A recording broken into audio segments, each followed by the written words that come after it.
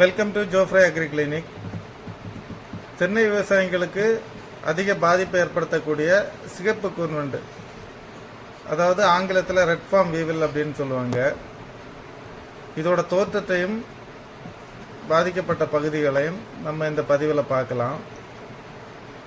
இதோட அறிகுறி பார்த்தீங்கன்னா சார் வடியும். அதாவது நீங்கள் அந்த மரத்தில், பாதிக்கப்பட்ட மரத்தில் சார் வடியதை நீங்கள் எளிதாக பார்க்க முடியும்.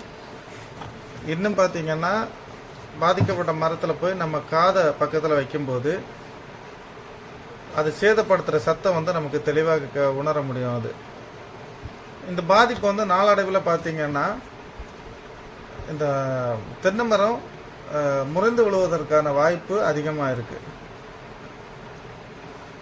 தென்னை விவசாயிங்க இதுக்கு கூடுதல் கவனம் செலுத்தி அதை கவனிச்சிங்கன்னா இந்த பாதிப்புலேருந்து நம்ம மரத்தை பாதுகாக்கலாம்.